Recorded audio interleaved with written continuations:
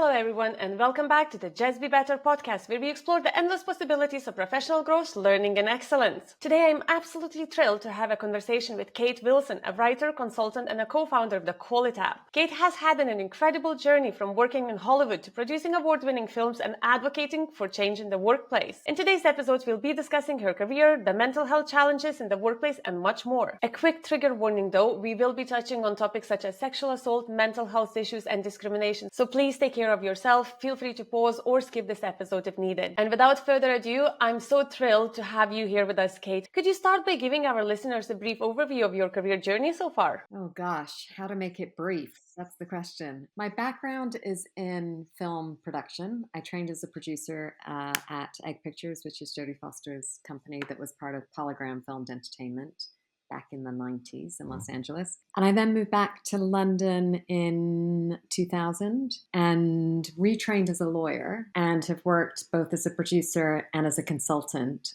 since about 2012. I also write. I've just published my first novel that's called Prospects. I write for TV and for film as well. And I'm the CEO and co-founder with two other filmmakers and TV makers of the Call It app, which is a workplace culture tool. I have so many questions about all of the things. I think one of the very first questions, how did you end up in film and what attracted you to that industry? Well, I absolutely love film. It is my passion. I think it's the most powerful cultural medium of our times. I grew up at a time when I was one of the first people on my street to get a VHS machine, and watching a film, either going to the cinema or being bought a video to watch at home, or rented a video indeed, was a relatively rare experience when I was very young. So it was something really to be treasured, and I would be able to go to the cinema perhaps on my birthday or a few times a year. I probably went more than the average person, but it was still only 4 or 5 times in a year that you go to the cinema with your family. And some of my favorite memories are from the cinema. When I was 9, I moved to Bermuda, and when I moved there, they didn't have any cinemas. And they didn't really have any TV. They had very small amount of television. A lot of people had a satellite dish, but my parents would not let me have a satellite dish. So we had to go to the video shop, and we'd rent dozens of movies at a time and watch them over and over and over again during the week that we had them. And then I actually was given the day off school, properly by the school, the day that the first cinema opened in Bermuda. It was called the Little Cinema because it was very, very little. And we watched a really bad movie called The Disorderlies, which was an American movie. 2 rappers played nurses in a hospital, orderlies in a hospital. But I always wanted to move to Los Angeles and work in film. I went to Universal Studios when I was 9 years old, and I remember every moment of it. I absolutely loved it. And the pull for me to go to Los Angeles was really irresistible. I felt there was almost like a magnetic pull to head west. And I did. You know, I'm British. Both my parents are from Yorkshire, and I sound quite a lot like an American. And that's because I've always felt really at home in Los Angeles and in the US, which I've loved, which makes it very hard to see some of the things that have happened there recently and some of the frustrations with it. But I did definitely grow up with that absolute love of the US as a land of opportunity and freedom, and a great way to get away from my family. We're definitely going to get a little bit more into your experiences and all of the glamour of Hollywood in a second. But I think one thing that I'm very curious about is how you managed to go from being in Hollywood into law and actually requalifying. I thought that I was in California for life. I felt very much at home there. I was 17 when I moved there, and I moved into an apartment. I never lived on campus at UCLA, and I got myself a tiny little Honda Civic, and really loved it there and really felt at home there. But I was on a limited visa, and I had bad experiences of sexual harassment. At the same time, my mom was unwell. She had ovarian cancer, which I have now. So it's a genetic type of ovarian cancer, which I've inherited from her. And for the combination of those reasons, managing a visa, experiencing really, really terrible sexual harassment in the workplace, and family requirements to potentially come home, I did come home. And I then wanted to understand the experiences that I'd had, the workplace experiences that I'd had, which felt wrong to me. It felt wrong that I had had to leave a situation. I was carrying an awful lot of shame and embarrassment about what had happened to me. And I was pretty sure that the men who had behaved this way towards me were carrying none of those things and were just getting on with their, very highly regarded careers. And I actually did a master's degree first. I went to RADA, the Royal Academy of Dramatic Arts, and did a master's degree in what's called text and performance studies. I thought about whether or not, now being relocated in London, I should shift from film into theater, but that didn't really work for me. And I became much more interested in stretching my intellectual muscles and trying to do something that helped me understand the world in which I was working a little bit better, so that if I were to go back into it, I'd do so with my eyes a little bit more wide open. And I loved it. I loved doing law degree. I intended to just do the degree itself, but I ended up doing the barrister's training and being called to the bar in, I think it was called to the bar 2010. And the skills that you develop in that process, which are about presentation, about forming a cohesive argument, are useful in any line of business. And there's much more of a tradition in the US of someone who's a producer having either an MBA or a law degree, if not both. I know quite a few people who have both. And there are lots of producers that I really admire who come from a legal background. So for me, it did feel like a natural thing to do. And I also did it while I had two young children. So I did it while it's quite difficult for me to work in the film business. I had a 1-year-old and a 4-year-old when I was called to the bar. The very first thing I want to say, I'm so sorry to hear about your health struggles. And I really hope that is getting just better and not the other way around. I know how hard it can be. And I think I'm even more sorry for the mental toll that you had to experience and for your experiences whilst in Hollywood. I think Hollywood is often associated with glamour and fame, but as you mentioned yourself, it can also take a severe psychological toll. How did your experiences in Hollywood shape your understanding of the pressures associated with celebrity culture and the mental health challenges that come with it? Well, thank you for your comment about my health, which is okay. I am very lucky to be diagnosed at the time I am because there are phenomenal drugs available on the market, and I've been able to take things that were unavailable when my mother was diagnosed 25 years ago. And I feel pretty well on a day-to-day basis, but I do have a terminal diagnosis. I was diagnosed with stage 4 ovarian cancer several years ago. I've had a double mastectomy. I have lots of problems really because of the medication, so it led to osteoporosis and things like that. But thank you, and I am doing well, and I'm very grateful to still be here and to feel well day to day. In terms of the experiences that I had, it's now 25 years since I made the decision to leave Los Angeles, and it's relatively recently that I've spoken about those experiences or done any work to reconcile myself to those experiences as an individual and also as a member of the community that is the film and TV community. And the two things I've done are write a book that is very much based in those experiences. It's a novel, and it's also based in some other women's experiences, and I try to communicate the kind of every woman experience because I do think, unfortunately, the majority of women have had these experiences, whether they choose to speak about them or not. That has been an incredibly cathartic and positive experience for me to write the book. And also, I developed the app with my co-founders, Delvith Thomas and Jules Hussey, to monitor workplace culture and to provide a psychologically safe space where people can record an incident of any form of discrimination, including sexual harassment. And for me, that process of expressing those negative experiences has been incredibly healthy and positive. And so while I don't put any pressure on women to communicate at all about bad experiences until it is entirely right for them, I would say that for me, and again, it took a full 20 years, but for me, having done so, I feel this kind of levity about my life and this opportunity to really understand who I am a bit better, understand the community that I work within and that I want to provide some sort of service to with the app that I built particularly. And also that form of self-expression that is the novel that I've written and some of the work that I'm doing in film and TV as well, that is about women's experiences and the shared experiences that we have. Because I do think that, unfortunately, I've yet to meet a woman who hasn't experienced some sort of sexual harassment, if not sexual violence, in their life. Why do you think women still choose not to report abuse towards them? So I'm interested in this because there's a proliferation in the UK, particularly, of what we call speak up policies. And that's saying, if you have a bad experience of discrimination, of sexual harassment, for example, my door is always open. Come and tell me about it, and there'll be, you won't suffer any consequences.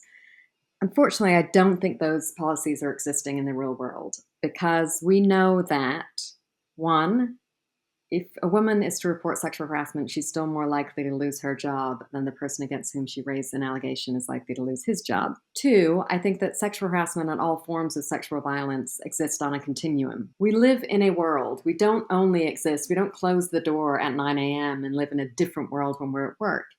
And the world we live in includes street harassment, so wolf whistling, that type of thing, people telling you to smile, telling you you're beautiful on the tube, or telling you you're overweight, whatever, these types of comments.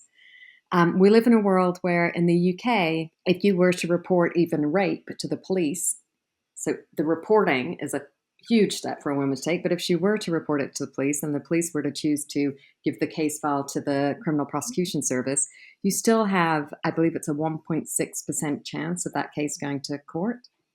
So having gone through that trauma, which can often be as bad, if not worse, for your mental health than the actual physical sexual assault that you've experienced, you have almost no chance of there being a consequence for the perpetrator at this stage. So our criminal justice system needs reform when it comes to sexual violence. When you get to work, perhaps having read about the chances of rape going to court, perhaps having been wolf whistled on your way, perhaps having traveled on the tube where someone is what we call manspreading, putting their body into your space in the seat, or where there have to be posters up explaining to people that staring can be sexual harassment, that any type of behavior that humiliates or embarrasses someone can be sexual harassment. You might get to work and the person sitting next to you is a man who's being paid 30% more than you on average to do the same job as you. That is part of the continuum of sexual violence and misogyny that exists in our culture. So the idea that within that we can just have a policy that says, come and tell me about your bad experience and there'll be no bad consequence for you and I'll protect you and I'll believe you, it's actually a bit ridiculous and a little bit insulting to women who live in the context of their family life and in the context of femicide that happens still across the UK, across the world, and is a huge problem in the context of unfair pay and a wage gap between men and women. We have to acknowledge that. And so I think we're a very, very, very long way before women can experience sexual harassment and think, I know what I'll do. I'll tell my boss about this and I will be believed and there will be a consequence and there will be no detriment to my mental health, financial health, or career. Of course there will be. So let's respect the world in which we live. Let's respect women to take the decision when it is right for them. Let's work in our criminal justice system to make sure that when there is sexual violence, there can be consequences for the perpetrators. And let's just empower women to take an informed decision about the experiences that happen to them, including their mental health, their working rights, so employment law, and also any criminal law opportunities that are there for them to raise an allegation against a perpetrator. I think it's also important to understand that majority of leadership seats are still taken by men. You're essentially going to report another man to another man, and it's not going to be an easy thing to tell your personal story, especially when it's that traumatic of a story, to a person that they're probably going to have more emotional sentiments towards the person who actually is in the wrong. Completely. So the first thing that happens, and I imagine it happens with every form of discrimination, I certainly know there's an evidence base for it happening with sexual harassment and with racism, is that when you make a report of having experienced discrimination because of your gender or because of your race, the first thing you're told is that you did not experience it, that you're being oversensitive, or that it's a generational issue and that language used to be okay, or they didn't mean it, etc. And of course, my interpretation of workplace bullying and harassment is that it is about the impact, not the intention. And so despite our best intentions, you and I, Vicky, have to accept that we may well have bullied or harassed people. So that's the first position, is you respect someone's experience, even if you did not intend for them to have that experience. And we have to learn to have this conversation on a much lower level. It shouldn't be amplified to the point of, sexual harassment or someone's job being on the line. We should be able to say to people in a relatively calm, low level, this behavior is causing offense to me. This language is unacceptable for me. And we accept that. We don't defend ourselves. We don't say, oh, well, I like using that language. It happens to be my favorite word. No. We recognize that we're having an impact on someone that means they're not able to do their work to the very, very best. It's in the interest of your job, of your professionalism, of your company. It's in the interest of positive workplace culture that will lead to better products, better marketing, bigger audiences, and higher profitability within a business to listen and to make adjustments in those small ways that can mean that people feel safe at work, both physically safe and psychologically safe. 100%. I still remember I had to report once discrimination because of my gender. Yeah. And my boss at that time, I didn't report it to my boss. I reported it to another employee who was female.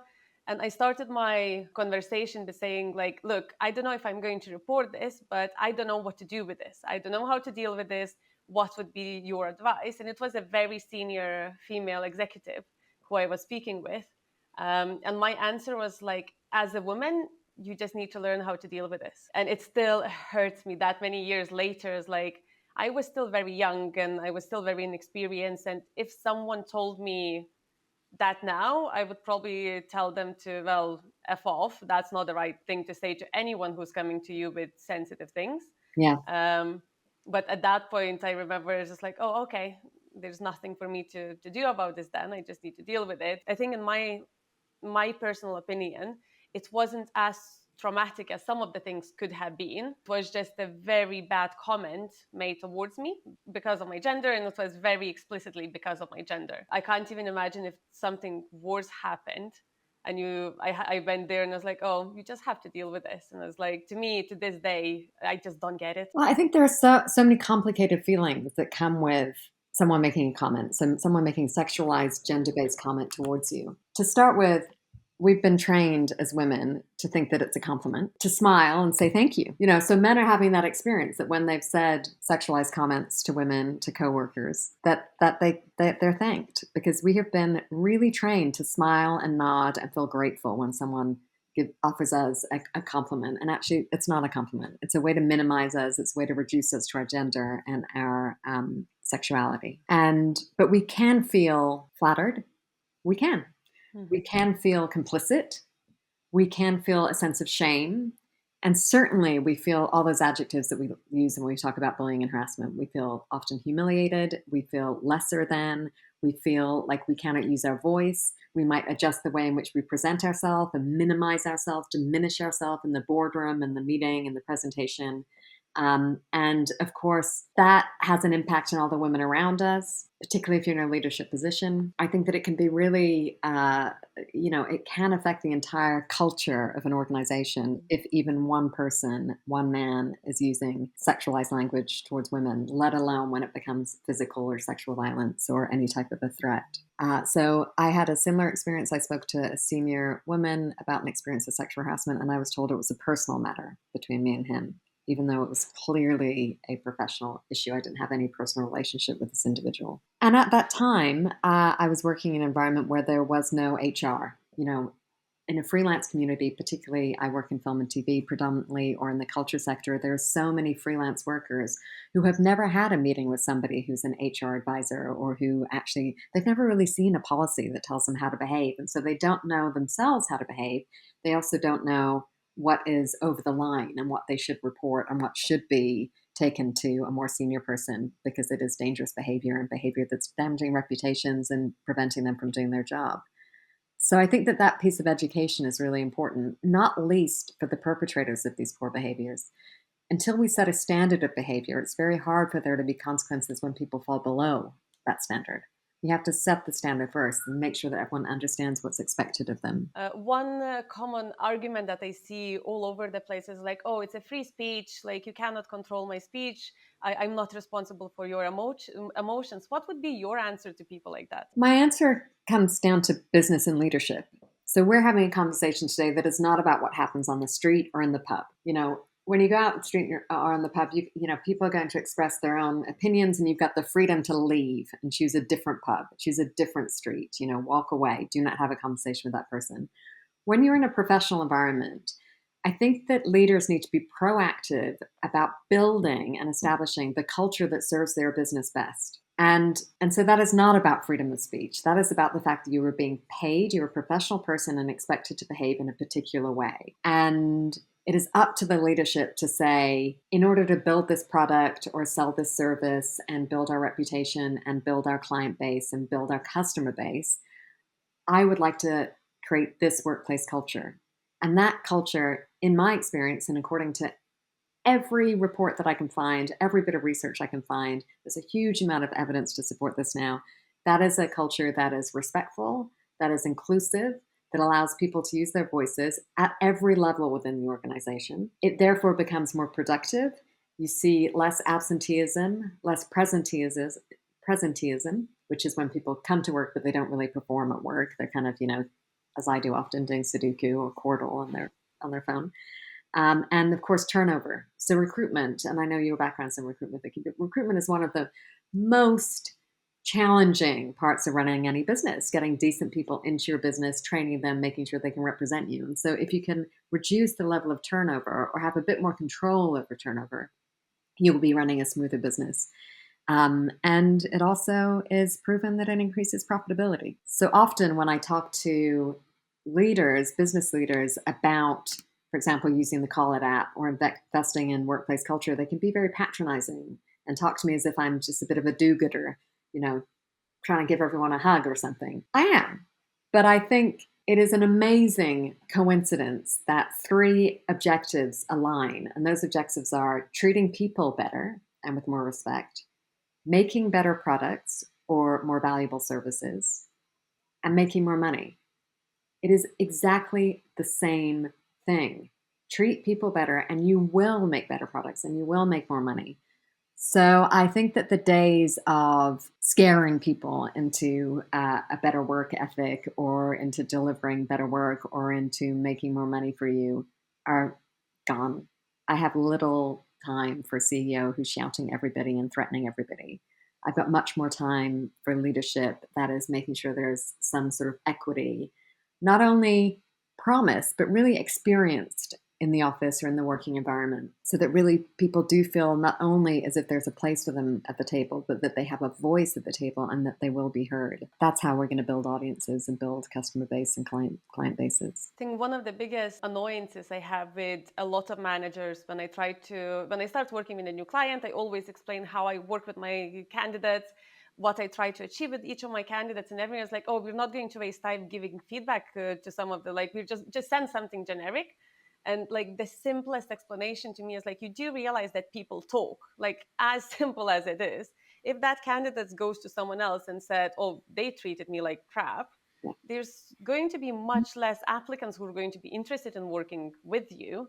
And we already have a short of skill in the coming markets and coming economy, how you're going to tackle this even if with those few candidates who are coming to you, you're treating them like, "Oh, we don't care about you, just go away."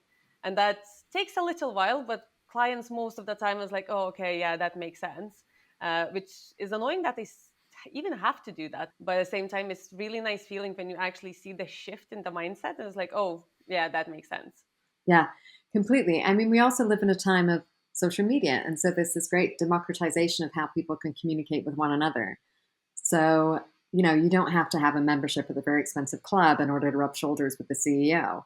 You could tag them in a post and criticize their company. So we need to embrace the fact that there is a democratization of communications, and people will communicate with each other if they have a bad experience with a company. And now there's a lot of evidence. There's something called the Edelman score, which is about trust and what people trust. And people now do look to corporations and prospective employers, so not even just where they're already working, but where they're considering working, to take a position on social issues.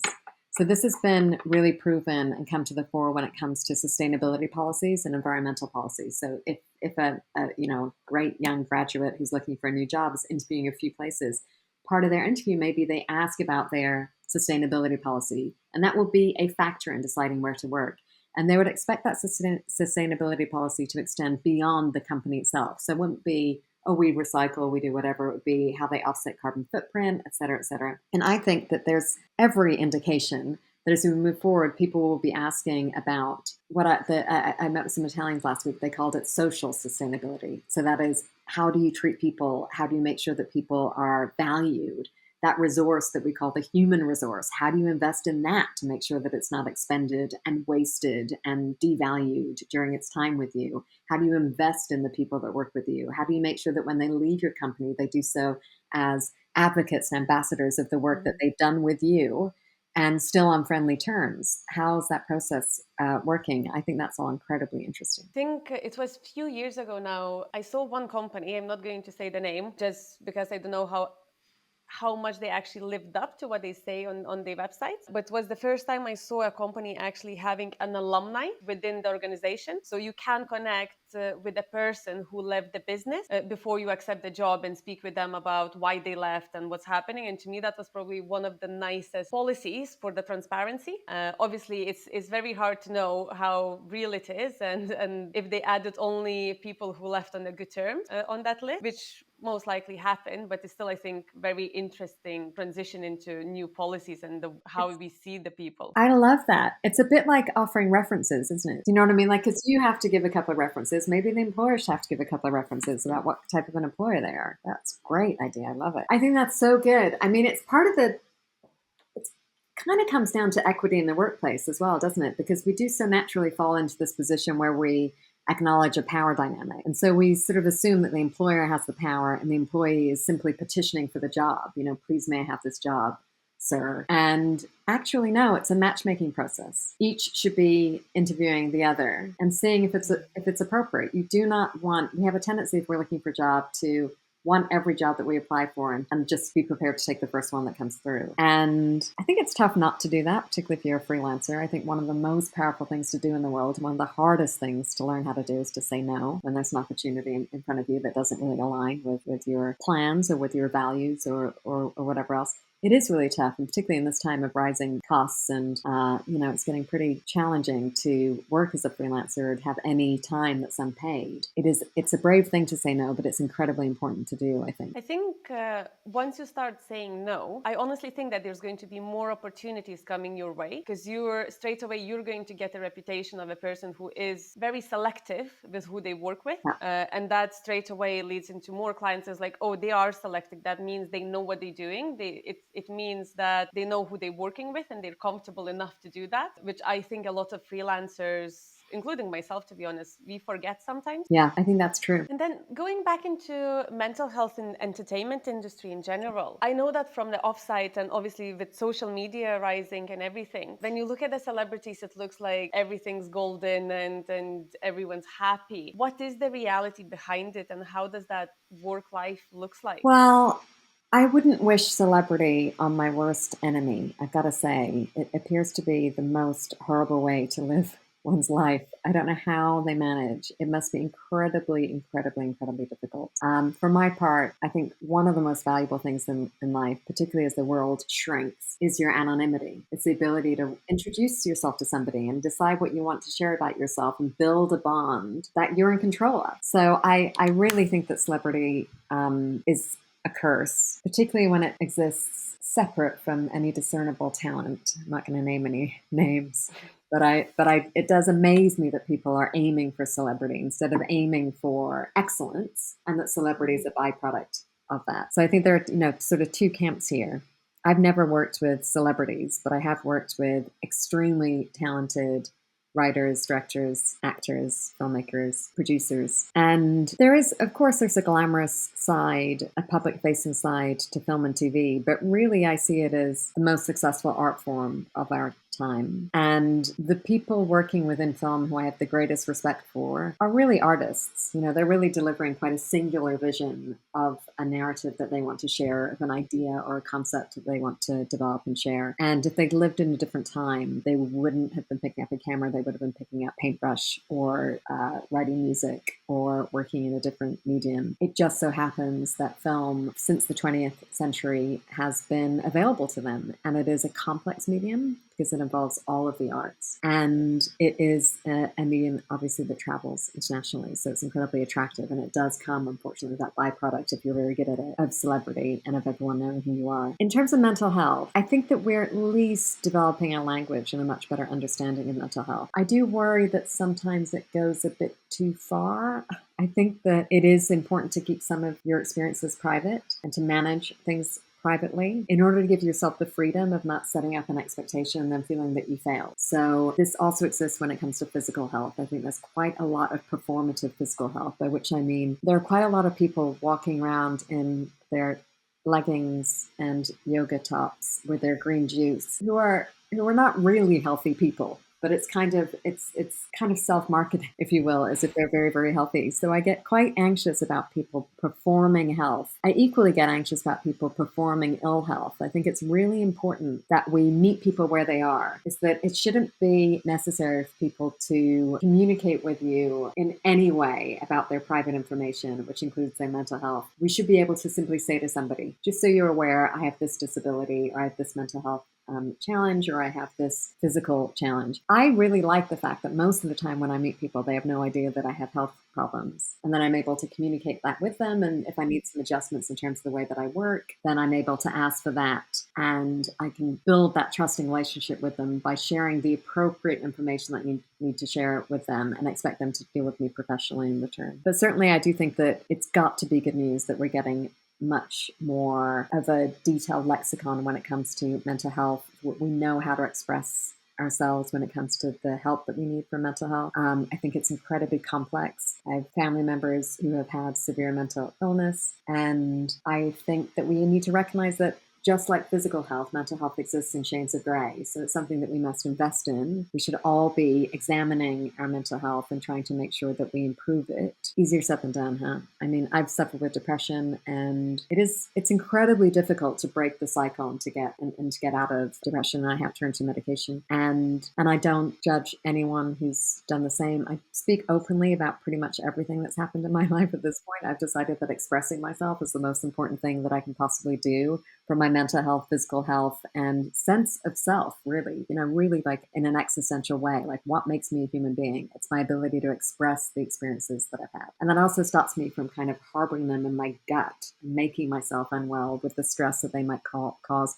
or those complex feelings that come with bad experiences, like shame or guilt, or that you might have been complicit in that bad experience. So yes, I think the more we can discuss these things, the better. But there's no obligation to discuss them. If people want to keep things private, I really think that's important to allow them to do so, and for them to control it and hold it and to communicate things when it's right for them. I think that's the most important part, that everyone has to realize that no one owes anyone anything. Yeah. And if you see someone struggling, they don't owe you an explanation of why they're struggling or giving you reasons for that. If they wish to communicate, if they want to be open, it's their choice. It's their way of healing. But you can't expect someone to explain, why you've been drinking for 3 weeks straight and not getting out of bed. Like, they might be going through something. They might be just partying. Like, regardless of the outcome, it's their choice. So I completely agree with that. And that's really one of the principles I spoke a moment ago about these speak up policies, that I worry put an obligation on people to share information that's private information for them. You don't owe anybody any information when it comes to your health and mental health.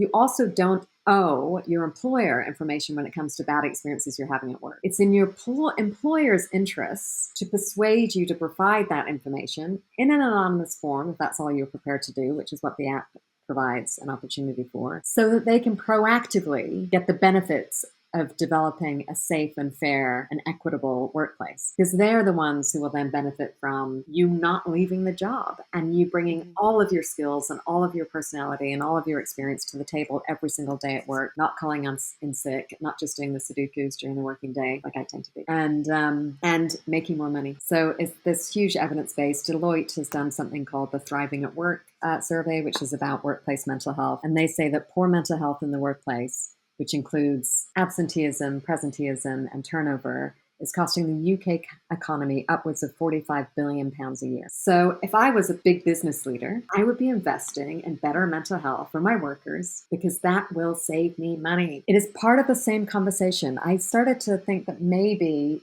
when you have audited accounts and you hire your accountant and you have to submit your accounts to companies' return, that I almost think there should be, in addition to the risk management section, or as part of the risk management section, there should be a reference to what employers are doing to support people and their employees' mental health and well-being in the workplace, because that is a huge risk and a very expensive risk. And so the nature of the business, the profitability of the business, is absolutely connected to the way in which they treat people. I once interviewed a head of people for one of the roles, and I always used to ask a question: what are your thoughts on mental health within the business and how it affects the culture of the business? And obviously, head of people, you would expect the answer to be somewhat positive, at least. And the person just went on a rant how this is a made up thing, it's just been a bubble created by media. And I was sitting there.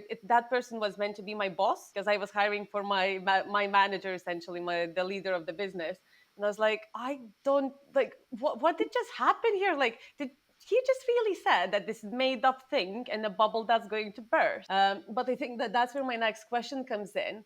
Do you think that within the businesses, the tolerance and the acceptance and understanding of mental health importance and physical importance of physical health comes with learning, or like can you teach someone to understand this, or it has to come more naturally from within? I think that there's a generational shift that's happening. So the lexicon of health, mental health, well-being is much broader. The vocabulary is huge for young people. They really understand this, and they really understand how to apply it to their professional experiences, because they don't think of themselves as different people at work from the people they are at home. Whereas I think my generation does think, oh, this is me being professional, and this is me having time off, having a few cocktails, I'll just put on a tie and then I'm a totally different person. Of course, I think younger people realize they live in a much more holistic world. They have to be the same person. They are much more exposed when it comes to social media and things. They have much more of a clear sense of who they are. And they have this language of mental health and well-being that has been less accessible to me, certainly, let alone the generation above that were my employers. So I think that there is definitely a tier of managers that do not value mental health and well-being, and it will be to their detriment, because they will lose money and they will lose customers, and their company will lose money, because it has been absolutely evidenced that that is what will happen, that they will lose staff and they will lose skills and they will lose expertise and experience. So they need some training. They are poor leaders. The tool that we've built, the Call It app, asks everybody working in whatever office, environment, factory, film set, the subjective experience they've had during each day at work. And the people who don't understand it have quite a patronizing sense that they're getting the app for the workers. And I'm like, no. You're getting the app because you want everyone working for you to help you be a better leader by having the information that you need to proactively build the culture that will serve your business best. Build a safe and equitable workplace so that people do not feel mistreated at work and leave you. Build this inclusive environment proactively. Make sure that you acknowledge that that is your job, is for people to feel safe and fairly treated in the workplace. So there needs to be some training. I really do think we've only got one generation of those type of people left that think that shouting at people is going to have any positive outcome for their business. It really isn't. I just really hope that the generation that is still having those views are not going to pass that to the kids and the grandkids. I'm quite worried about society really as we go forwards. I'm quite worried about the world that we're leaving for the next generation. I'm worried about the levels of poverty in supposed first world countries, particularly children who are being raised in poverty. I'm worried about the insecurity that comes with a property market that's completely out of control. So families, even where both parents are working or in really good jobs, it's still unaffordable to live in some of the cities across Europe now. We have a lot of challenges that we need to address, and I think we need to address them in a more cohesive way. I'm hopeful that we've had this political shift here. So we now have a Labour government in the UK Parliament. And I'm hopeful that we'll see some changes. But I guess I'm not a betting woman, but I'm not sure I'd bet on it quite yet. I think Labour didn't come into party at easy times as well. Obviously, there has been so much negativity and so much brewing for years now within the society. And the second they landed, the kettle just boiled and everything started to spilling out, because obviously there's going to be a change. But how to manage a change within the society that is already suffering. I think I honestly feel very sorry for everyone in the government at the moment. The same way that I was very feeling everyone who was working during COVID. Yeah. Like it was a situation where no one knew what to do. And whatever they did, they're going to annoy someone. Someone's going to shout at them for whatever decision they took or whatever approach. I think it's going to be very similar to with the current situation and the current changes within the parties. Yeah. But I'm really hopeful that it's going to be for the better, not for the worse. I hope so too. I mean, we have a weird situation insofar as, I guess, when it comes to the UK, two of the biggest events of the 21st century have happened so recently. So Brexit and COVID. And those happened under conservative governments. And unfortunately, sometimes when we look at history, we emphasize the big events, even if they're the bad events, even if they're the failures. They're still the one that get the most attention. It's kind of a negative reinforcement type of the situation. So Labour, I think, is taking a slow and steady approach, which I'm sure is the right thing to do and the sensible thing to do. But I worry that it will feel almost invisible compared to these huge things that have happened over recent years within the UK. And we're all suffering for a kind of political PTSD and also the economics of both those things, Brexit and COVID, particularly when it comes to working and middle classes, have been devastating, really. It feels like there's much less opportunity for people. And I've always been a huge believer in, buying your lottery ticket, feeling like that you just need to feel like there's a chance, a hope, an opportunity there for you in the future. And if you lose that faith in yourself or in your world, that there is a chance, there is a hope, even if it's a fine one, of a real transformation, of real change for you, it can be pretty hard to get out of bed in the mornings. What you just said is exactly the reason why we're seeing a rise of all of the manifestation practices and how to ask for things from the universe, because people are trying to catch that tiny bit of hope that things can be better and not rely on something that they can actually touch, like government or work or anything, but they're giving everything like, oh, universe is looking after us. It's something untouchable, something that the hope is a similar thing with the religion in general. Yeah. I think religion exists only because there's a need for hope in the worst situations possible. But I think you're right. I mean, I need to put a disclaimer on this one because I know it might annoy a lot of people. I've written the book I've written is called Prospects, and it really is about luck and chance. And the opposite of a lottery economy or a world that's based on a lottery, buying a lottery ticket and getting your 1.5 many billion chance is a meritocracy where you earn your potential for success. But I struggle to identify careers or areas that are really meritocracies in our world. There is so much down to where you were born, who you were born to, the color of your skin, your gender. That means that it simply isn't a meritocracy. The careers that people are going into now as well, the professions, the way for people to make money are less meritocratic insofar as if you wanted to be an accountant before, you did your undergraduate degree, you did your certified accountant qualification, and then you got your first job, second job, and generally you're going incrementally up. Now that person's probably going to make more money if they're an influencer. So how do you do that's not a meritocracy. That is down to a sort of talent or a gift so we've become quite obsessed in this world, I think, about the idea of discovery, about this notion that you don't really exist until you're seen or discovered. You have to do things that are public facing, there's so many award shows and things, within industries that it's just also sort of odd the way that we have to publicly celebrate so much stuff and give awards and have to have this kind of good, better, best assessment of everybody's work. And it doesn't feel like those good, better, best awards have actually been earned by the quality of the work. It seems kind of part of this machine. And I don't mean to tap into kind of conspiracy theories because I don't believe in any of that. But I do think that it's very attractive, the idea of the lottery, because it makes you feel like you're special. And of course, it's the opposite. When you buy a lottery ticket, if you win, you did not win because you were special. It was completely random. That's the whole point. But it makes you feel like you were. And I think that is really interesting. And I guess the great philosophical question of all human beings is, how do we value our incredibly insignificant individual life? How do we value that while recognizing that it is insignificant? And, if we can manage that dichotomy, that's when we find, I think, individual and personal success. And that's when we live a mentally healthy life. But it's really hard to find that balance. It really is. You don't want to be arrogant. You have to recognize that you're not that special, but at the same time, you have to value your life. You have to value your self-expression, value your own narrative, and be the hero of your own story. No, 100%. In one of my episodes that's actually getting launched, I don't know when this one's coming out, but I'm launching the next episode in a week with Confidence Coach.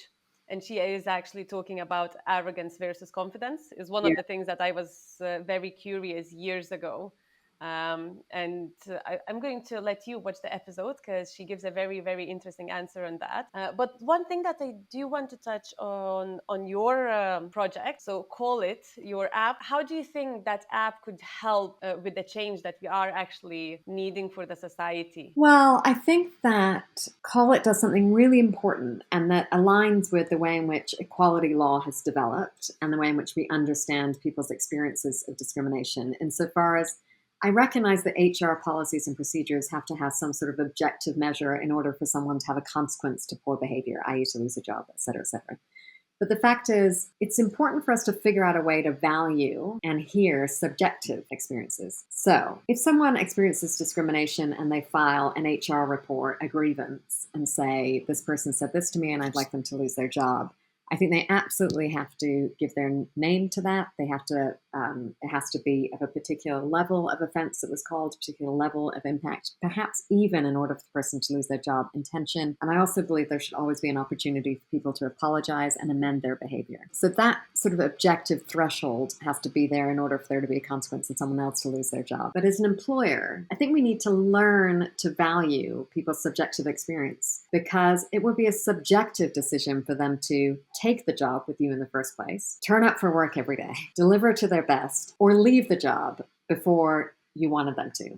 So we need to figure out a way to harvest all those subjective experiences and to have an evidence base for workplace culture that goes beyond kind of water cooler hearsay. When you hear reports that people aren't happy or feel mistreated at work, there's not really much you can do with it. But if you use the Call It app, you will have a numerical, quantitative evidence base that says, on Thursdays, people are having a very bad day at work, and that happens to be the same day that we do X, Y, and Z, or the day that perhaps someone is out of the office who is very good at people management and maintaining a healthy workplace culture, or that someone is in the office who is abusive or speaks abusively to people within the office.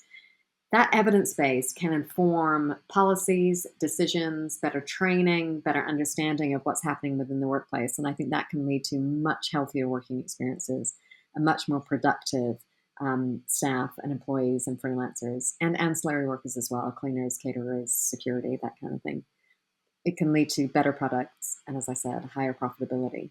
So valuing that subjective experience is what I think can lead to those better, stronger, more sustainable and robust businesses. If I understand correctly, your app currently is mostly focused on freelancers and their experience and communication within the managers in the industry, entertainment industry predominantly, if I understood correctly. Are you planning on growing the product or taking the product to different businesses? Because from my perspective, I think I could see this product being in every single business in general, especially in a startup world. Yes, so it's inclusive of freelancers, but it's also inclusive of staff and ancillary workers. So it's about everybody working within a space, and it's recognizing that just because someone's on an employee contract versus a freelance contract, they're still impacting their workplace culture. So it's bringing everybody within a working environment together. It's particularly effective with freelancers insofar as they're working at a detriment, in my experience, because they often don't have access to appropriate policies and procedures and don't know who to speak to, and often don't feel comfortable using their voice because they have no security in their job, unlike an employee who has some security in their job. It is predominantly used at this time in film and TV simply because the three co-founders, myself, Jules Hussey, and Della Thomas, work in film and TV, and we are not-for-profit, and our beneficiaries are workers in film and TV in the UK. However, we've white-labeled the product, and it can be used in absolutely any workplace, and should be. People can sign up to use it. It works absolutely. It could be in a shop, on a factory floor, in a theater, in a museum, on a plane, in a train station, absolutely anywhere that you can imagine. You just simply need to identify what your working environment is, which could, of course, also be a virtual environment. Very useful when people are not under the same roof, because that is really hard to measure that workplace culture. That has no water cooler moments where you sort of get a sense of how people feel they're treated. So getting that numerical quantitative data back can really give you a sense of what's going on. And I think the thing is, the idea is not for people to use the app and have a knee-jerk reaction if they get people feeling that they're badly treated or experiencing discrimination. It's about committing over a period of time to improving workers' experiences in order to improve the way in which you're running your business, and to be able to refer forensically as well to data so that you can explain if there were particularly difficult weeks or particularly great weeks that you're going to try to repeat. So to my mind, it's the sort of information, the sort of data that we should be harnessing, we should be using in order to be proactive about workplace culture, to intervene early if there are issues, and to open up those lines of communication with all of our workers to tell them that we value their experience. We value their subjective experience of their day-to-day treatment at work. And to make that commitment, an implicit commitment at first, but I hope an explicit commitment at some point in the process, that you are intending to improve their experiences. It also gives the opportunity to acknowledge when things are not good, and we tend to not be very willing to do that. An acknowledgement that people feel poorly treated and the commitment that you will do what you can to improve their experiences is incredibly powerful. We should do more of it. I think the second you realize that they are negative experiences and you are willing to change, you will see the change very quickly. But at the same time, you need to know that something is not working. So that's why I think your app is absolutely phenomenal. And I wish most of the companies have it within the companies. So hopefully we'll see that in the near future. Well, we And would love it. just to wrap it up, Kate, what advice would you give to younger generations or workers that you think would be really important in their careers? I think to use their voices and recognize that their experience is actually really, really important. So again, as I said before, use it at a time that's appropriate for them. I'm not suggesting that people take risks or share information that's private to them that they're not prepared to share. They should never feel an obligation. But when they are ready, and with confidence, not with arrogance, to use their voice and share with their employers the experience that they're having on the basis that their employer needs to know in order to improve themselves in terms of their own leadership and their skills. Brilliant advice. I hope everyone's going to hear this. And just finally, how can our listeners connect with you, follow your work, or do you have any upcoming projects or initiatives you would like to share? Sure. If anyone wants to use the Call It app, they should go to the website and they can get in touch with me directly via the website. And it's www.callitapp.org. And if anyone's interested in reading my book, it's on all the regular platforms that I won't name because you know what they are. It's in bookshops, and you can order it directly from me, the author, at www.prospects-novel.com. There's a downloadable version there too. I already downloaded mine yesterday. Thank you. I saw. Thank you so much. Yeah, I wanted to finish reading it, but then I just realized way too long that I didn't order the book. And I remember that there's no Audible just yet, which I'm still hoping it's coming in the near future. So I read about a quarter of it during last night, but I'm definitely going to finish it. And I definitely recommend everyone else to read it. Thank you. Thank you so much for joining us today, Kate. It's been an absolute pleasure. And I feel like I could be talking with you for another 5 hours and still have things to discuss, especially when it comes to mental health in the workplace. And I really hope our listeners will take away a lot from your insight on everything from the work that you've done and everything you're doing now and will be doing in the future. Thank you so much, Vicky. It's been a pleasure. Loved it. Like and subscribe.